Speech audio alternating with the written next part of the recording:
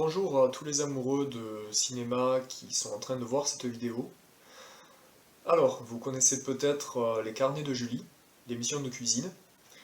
Avec moi, ce serait plutôt les carnets de Pierre, mes carnets de voyage. Donc, dans la rubrique des festivals de Cinoche, aujourd'hui on va aller du côté de Nantes, au So Film Summer Camp Festival, le festival de cinéma décontracté. Donc, c'est un festival qui se déroule chaque année en été, à la fin juin. En général, ça dure 4 jours. Donc, ça reste très estival, un peu comme le festival d'Avignon.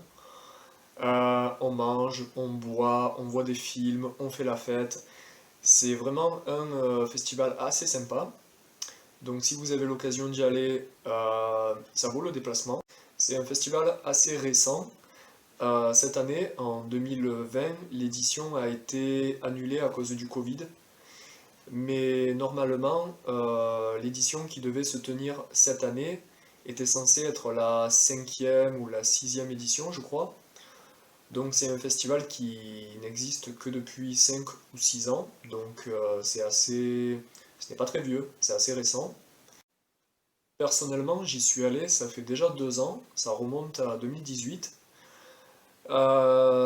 J'étais censé y participer à nouveau l'année d'après, en 2019, mais ça tombait en plein week-end de fête de la musique, et malheureusement je n'ai pas pu embarquer, prendre un car et faire le déplacement à monter à Nantes depuis Marseille. Et cette année, comme je l'ai dit, l'édition a été annulée à cause du corona, à cause du coronavirus. Donc finalement, la seule et unique fois où j'ai fait ce festival à Nantes, c'était en 2018. Et c'était mon deuxième festival de cinéma, après Martigues.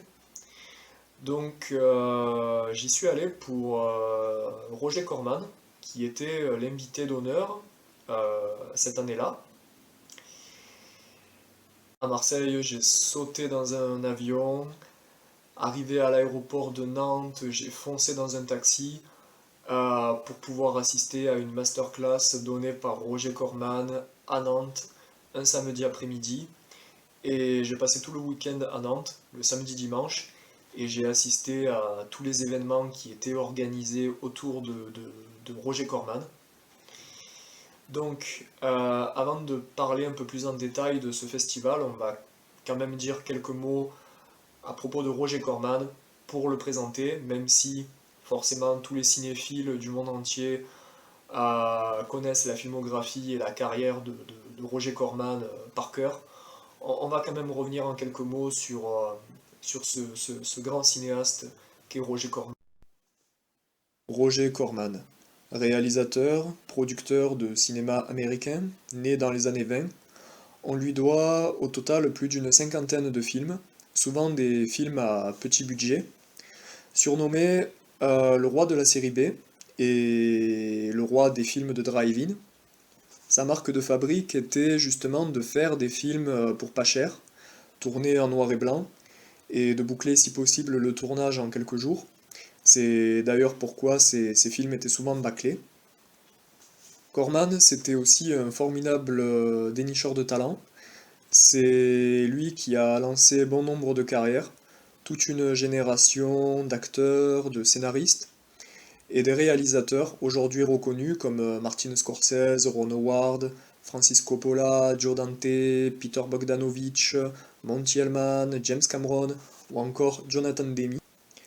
Alors, dans les années 50-60, en moins de 15 ans, il a réalisé ou produit des centaines de films avec la société de production AIP, American International Pictures, des films de genre essentiellement, donc de l'aventure, des policiers, du drame et de la romance, de l'épouvante, du fantastique, des films de gangsters, des films de guerre, de la SF, du western, et même un péplum et quelques films en costume. Corman était aussi un contemporain de son époque, parce qu'il a fait beaucoup de films pour ados, des films de teenagers, qui avaient pour thème le sexe et la drogue. C'était le reflet de la culture américaine des années 60. Donc c'était des films qui parlaient de motards, de pom-pom girl, de gang, de rock'n'roll. Mais les amoureux de cinéma fantastique, en Europe comme en Amérique, l'aiment avant tout pour ses films d'horreur à petit budget, notamment les adaptations du cycle d'Edgar Poe avec Vincent Price. Roger Corman a d'ailleurs fait de Vincent Price son acteur fétiche, et ce sont les films de Corman qui ont fait de Vincent Price un monument du cinéma d'épouvante dans les années 50-60. C'est Corman, encore, qui a lancé Jack Nicholson en lui offrant ses premiers grands rôles au cinéma et en lui apprenant les ficelles du métier.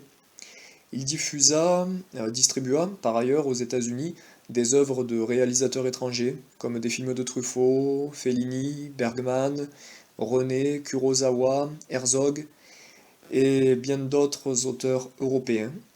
Il a même reçu un Oscar d'honneur pour l'ensemble de sa carrière, en 2010. Et aujourd'hui, tout le monde lui rend hommage, et il est devenu une source d'inspiration et de référence pour beaucoup de jeunes cinéastes d'aujourd'hui. Roger Corman était donc l'invité d'honneur de cette édition du SoFilm Summer Camp Festival en 2018. Et ce monstre sacré du cinéma hollywoodien a fait le déplacement depuis sa maison à Los Angeles à l'âge de 92 ans, sachant quand même que c'était il y a 2 ans. Aujourd'hui, il en a 94. Et il a donné une masterclass le samedi 23 juin à 16h, je m'en rappelle très bien, à Stéréolux, à Nantes. Et cette masterclass a été suivie d'une signature de son autobiographie qui est parue en France justement cette année-là, en 2018, aux éditions de SoFilm, justement. Son autobiographie qui s'intitule How I Made 100 Movies in Hollywood and Never Lost a Gem. Comment j'ai fait 100 films à Hollywood sans jamais perdre un centime. Et le lendemain, le dimanche après-midi, oui, il me semble que ça s'est fait l'après-midi, c'est son film Intruder, tourné en 1962, avec William Shatner, il me semble, qui a été présenté, en présence de Roger Corman qui est venu présenter la séance, au Concorde, un cinéma nantais. Je vais quand même vous dévoiler quelques photos de ce samedi après-midi à Nantes. Et je vais aussi partager avec vous quelques photos de la séance de dédicace qui a suivi la masterclass. Et en bonus, à la toute fin de cette vidéo, en manière de conclure, je vais aussi partager un extrait de la masterclass, en sachant que je n'ai pas filmé l'intégralité de la rencontre, je n'ai pas filmé l'intégralité de la masterclass. Qui plus est, l'image est très mauvaise et très floue, mais je vais quand même partager quelques petits moments que j'ai tournés, que j'ai filmés, quelques petits moments de cette masterclass de Roger Corman à Nantes en ce mois de juin 2018. A bientôt.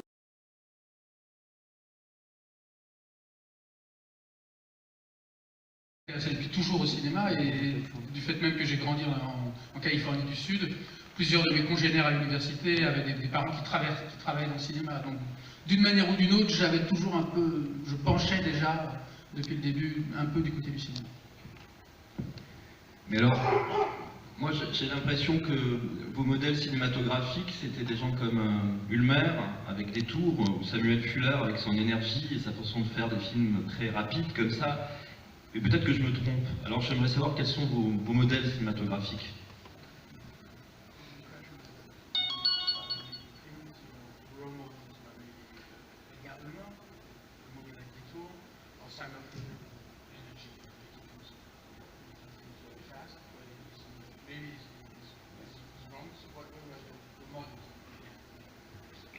I didn't know that much about the various filmmakers. Edgar Ulmer, who made some independent films, as you say, was one of the models. As a film critic, I like particularly the work of John Ford and Alfred Hitchcock and Howard Hawks. They, of course, were making bigger budget films than I ever did, but at the same time, I admired their style. En fait, à mes débuts, je ne connaissais pas tant de choses que cela. C'est vrai que je m'intéressais entre autres à Edgar Ulmer, qui a réalisé quelques films indépendants, un certain nombre de films indépendants. Mais comme critique, j'ai beaucoup écrit, je me suis beaucoup intéressé à des cinéastes comme Hitchcock, Hawks et John Ford.